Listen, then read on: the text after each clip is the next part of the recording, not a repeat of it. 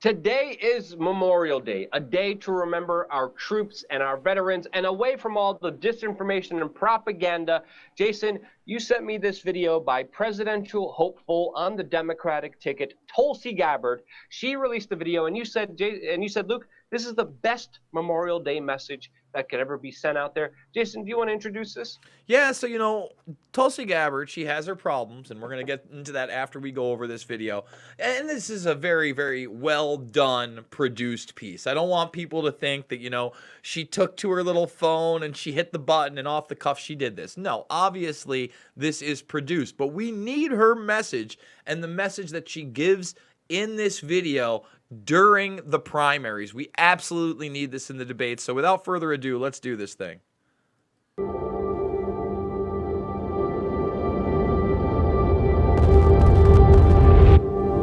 Aloha, everybody. I'm really grateful to have been able to be here in Hawaii this morning to see off almost 200 soldiers from the Hawaii Army National Guards, 1st of the 487 Field Artillery Battalion, who are going to be deploying to Afghanistan. We have your back. Hikino! Hikino! Let me just pause that right there. Do people realize this is a group of 200 National Guardsmen? National Guardsmen are supposed to stay in the state, but it has become the norm after the war on terror that we send them to war. When you signed up for the National Guard, most people were like, 1 weekend a month and 2 weeks a year, and that's it. And not anymore, Luke. Yeah, people need to understand this conflict is still raging. This is something Trump promised to get our troops home from, but still never happened. Involves a lot of conflict of interest when it comes to the global heroin trade and also natural resources with, of course, rare essential metals. But this is a war where literally fathers, veterans, are having their sons fight in because it is the longest U.S. war ever, and it's still continuing on. And it's absurd, to say the least, that it's taken this long for this war to still not be over. Let's keep it playing from here. This 400 days is going to be long. This unit specifically was the unit I deployed with during my second deployment. So there were a lot of people there who I served with during that deployment. There were a lot of new faces, a lot of younger soldiers, people who've never been deployed before. It's been a tough morning, sending them all off, accepting that I'm not going with them. A lot of my friends, they've served on 2 or 3, or this is their 4th deployment. For a bunch of them, they said this is going to be their last. Let me just stop that. Their 3rd, 4th deployment. Did you just hear what that soldier said? 400 days. You joined the National Guard. No. You might have joined the regular military. Let's be honest. That's a 400-day deployment, man. That's more than a year of your life in a conflict that should have never been started to begin with and has now been running for almost 2 decades. I'm going to keep going. Primarily because it's been so tough on their families. Be safe. Come back. I will. Yeah. I talked to one friend of mine, actually. Both he and his wife are full-time soldiers in the Hawaii Army National Guard. I served with them during the last 2 deployments. He's going on this deployment. His wife is staying home. They've got 5 kids. The oldest is 15. I think the youngest is 3 years old. His 15-year-old said, Dad, you're not going to be around to help teach me how to drive. Oh, come on, Twitter. But this is a heartstring moment, a very real one. But, it's the things that never make it into the headlines. And it's the peoples whose names are not spoken.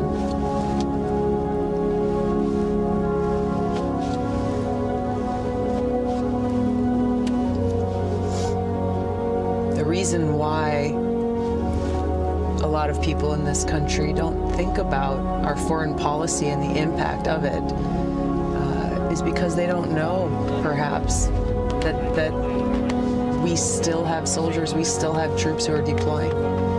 Put the politics aside. These are men and women of all ages who are willing to put their lives on the line for our country. incredible, incredible people who are putting service above self. Can we just stop this really quickly? Think about how right she is that most people in the United States don't even know that troops are still being deployed to these nations. You know why? Because it's not only not on the front pages, but it's not in the middle of the newspaper either. It's not being discussed on CNN. It's not being discussed on MSNBC. And it's barely being discussed even on Fox News, but only in a positive light that our troops are there. Yeah, there's boots on the ground in Yemen. Not many people know this, but our troops are positioned and stationed not only all over the world, but in active combat zones still. And again, JC, I know you know some veterans. I know some veterans. And for a lot of these people, it's not fun being in the middle of the desert, away from their family, in harm's way. There's a lot of propaganda. There's a lot of psychological warfare that it's enwrapped in all of this. But this is not something that a lot of troops want to do. They're not happy being over there. And they, of course, are always promised every 4 years, hey, I'm a presidential candidate. I'm going to bring you troops home. I'm going to bring you guys back. I'm not going to send you off to more conflicts. And again, every 4 years they get lied to, Jason. That's right. And so, again, let's continue with Gabbard. And I hope she's being genuine here because this is really telling a very, very needed story. They are why it's so important. They are why it's critical that we honor their service, that we honor their great sacrifice by making sure that they are only sent on missions that serve the interests of the American people, that keep us safe, that we end these regime change wars that have proven so costly. Damn straight. In so many ways. We're sending off almost 200 today, but there are many more who are currently deployed or soon to be deployed. I will continue to do all that I can.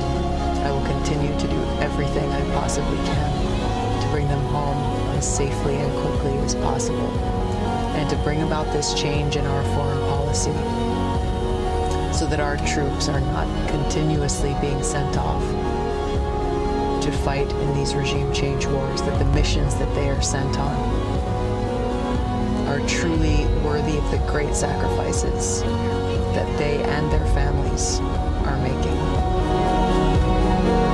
And there it is. I mean, look, we're not war guys.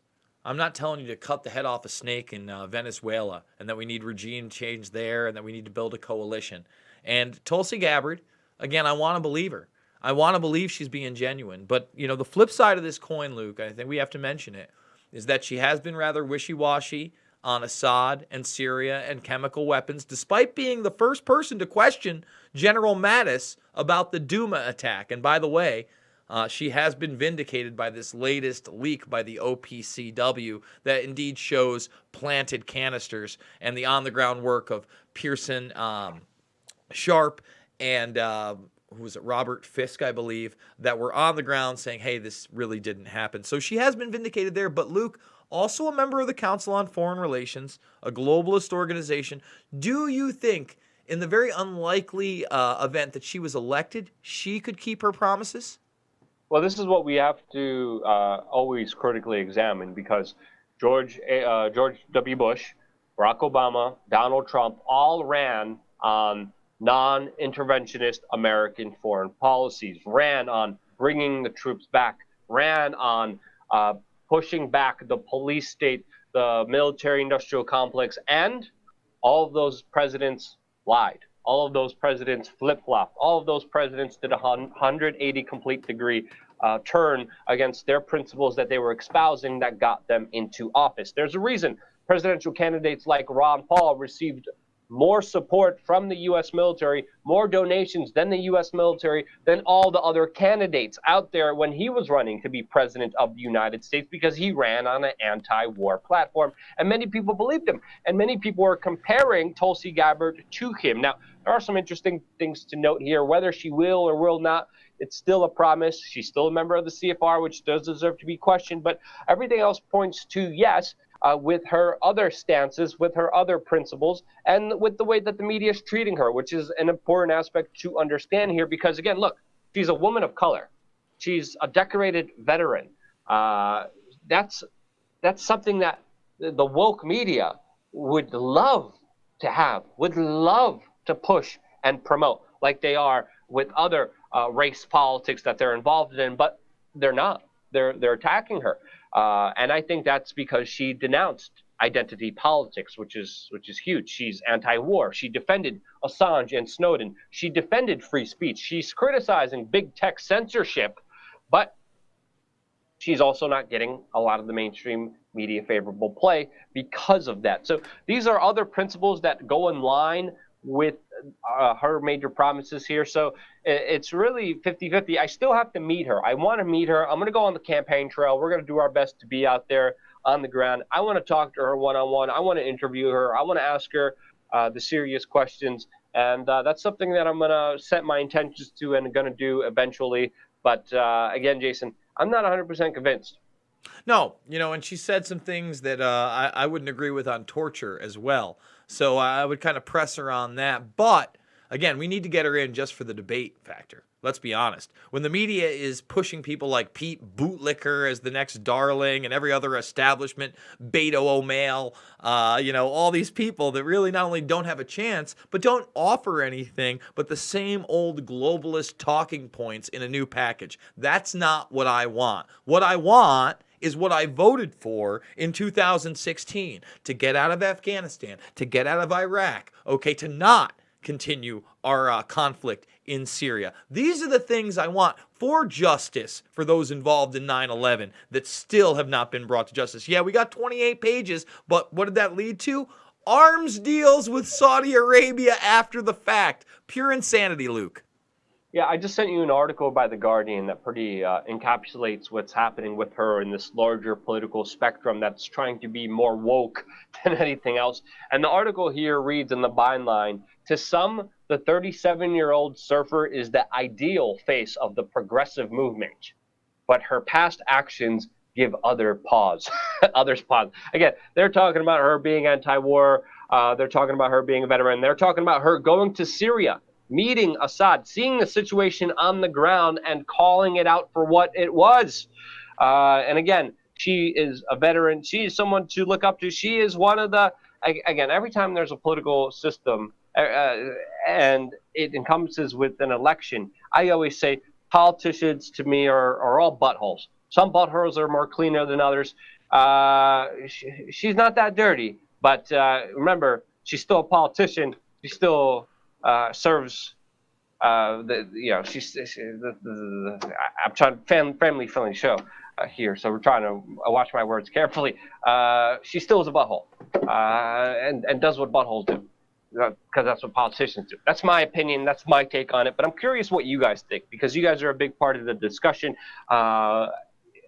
Again, not that dirty, Jason. Just you know what? We're going to leave it at that. We do 4 videos a day across 2 separate platforms, News for a Change and We Are Change. Make sure you're subscribed to both. You're ringing that bell and asking for all notifications. You're sharing this with friends and family, not just on social media, but in conversations. You say, hey, check out that link. If not, maybe we can talk about this, because it's a real issue that goes beyond the left-right paradigm. And remember, this is one of the very few chances we're going to have an anti-war voice out there, while we are obviously on the precipice of disaster in Iran and the mainstream media is barely talking about it. So thanks again, folks, and get out there and be the change you want to see in the world.